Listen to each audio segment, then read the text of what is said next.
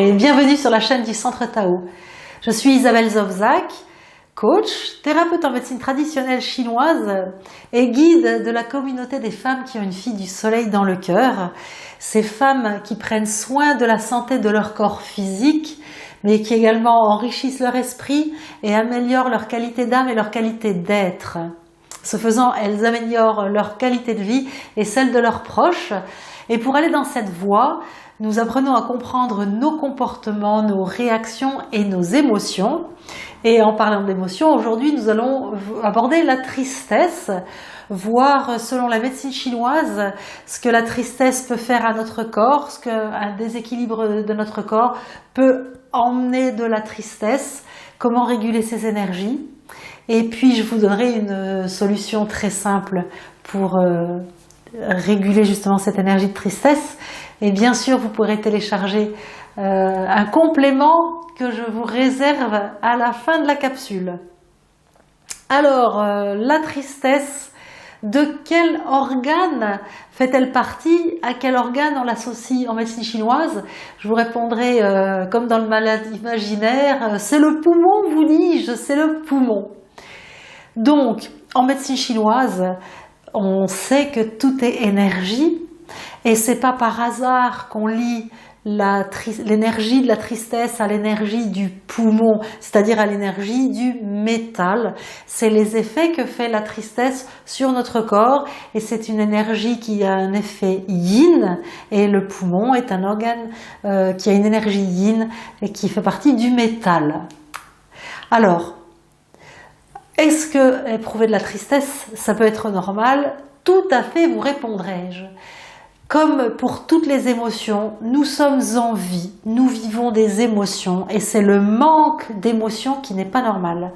Éprouver de la tristesse suite à un deuil, suite à un chagrin d'amour, suite à des déceptions dans la vie, c'est tout à fait normal.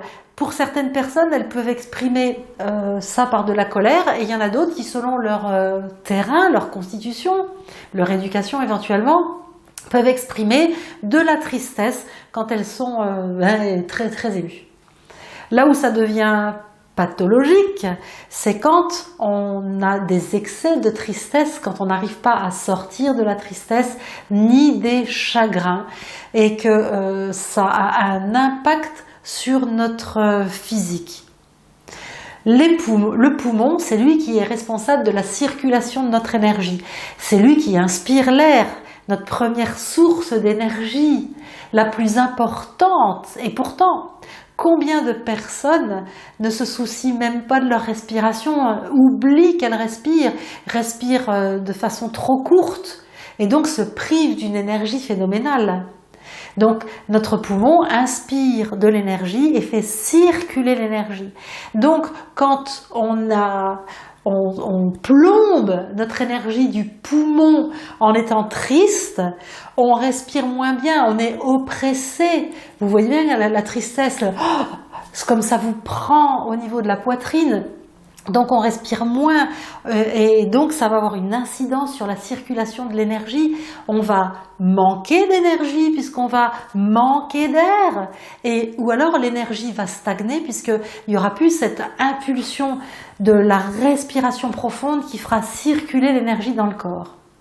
Donc ça va avoir un impact sur notre santé et les symptômes que vous pourrez voir seront déjà de la fatigue par vide d'énergie, un manque de souffle, mais ça peut aller jusqu'à des problèmes d'asthme émotionnel. On peut également avoir des problèmes de peau puisque la peau fait partie également de l'énergie du métal et du poumon. Donc ça peut être des problèmes de peau sèche, d'eczéma, ou alors ça peut être des problèmes également de relâchement de notre système immunitaire. Voilà, c'est ça que je cherchais. Et quand on a un bon système immunitaire, une bonne défense, une bonne énergie de notre poumon, la peau elle est bien ferme, bien serrée. On a un bon bouclier face aux attaques externes, notamment aux attaques émotionnelles. Et bien quand trop de tristesse affaiblit notre énergie du poumon, on devient hypersensible à tout, parce que notre bouclier et notre peau, l'interface qu'il y a entre le monde intérieur et le monde extérieur, eh ben, manque d'énergie, et donc du coup on devient hypersensible à tout en permanence, et ça lèse encore plus notre énergie. Pour montrer aussi dans l'autre sens, quand on est atteint d'une maladie pulmonaire comme la tuberculose, c'est dit dans des livres depuis très longtemps, les tuberculeux sont tristes parce que justement l'énergie du poumon, à l'inverse, peut affecter dans l'autre sens notre système émotionnel et nous amener à être facilement tristes. Si de manière héréditaire, on a une énergie du poumon qui est faible, on aura tendance beaucoup plus à la tristesse, à la mélancolie. Ça peut même aller jusqu'à des envies suicidaires, hein. Ça peut aller très très loin, ce vide d'énergie du poumon.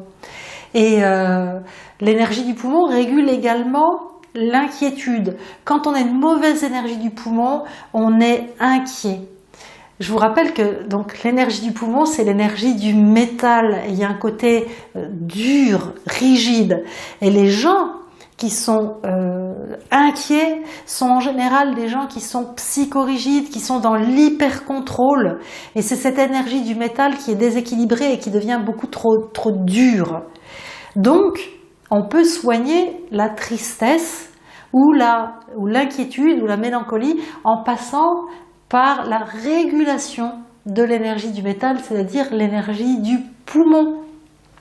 Si vous vivez une tristesse depuis trop longtemps, que vous n'arrivez pas à vous sortir d'un deuil, ou que vous vous rendez compte que vous êtes d'un naturel triste, mélancolique, pensez à réguler votre énergie du poumon. De même, si vous êtes d'une nature inquiète et psychorigide, pensez à réguler votre énergie du poumon. Pour ce faire, il y a tout intérêt à travailler justement au niveau de ces émotions, et l'émotion qui va réguler une énergie du poumon défaillante, qui va vers la tristesse, la mélancolie ou l'inquiétude, c'est de travailler l'intégrité et la transparence, la droiture d'esprit. C'est le bon côté du métal, puisque le métal, il y a cette rigidité quand c'est à l'excès, mais quand c'est équilibré, c'est une droiture. Donc en travaillant son intégrité, sa clarté d'esprit, être clair comme de l'eau de roche, transparent, on rééquilibre son énergie du poumon. Alors ça me fait un petit peu rire, parce que je me dis qu'il y a beaucoup d'hommes politiques ou certains hommes dans les affaires qui auraient besoin de réguler leur énergie du poumon par l'intégrité et la transparence. Ça, c'était juste la petite parenthèse ironique. Alors, si vous voulez d'autres conseils pour réguler cette énergie du poumon, vous pouvez bien sûr cliquer sur le lien qui s'affiche ci-dessous. Et puis, comme d'habitude, je vous demanderai toujours d'être généreuse, de penser aux autres, de penser à des solutions possibles pour eux ou pour leurs proches également.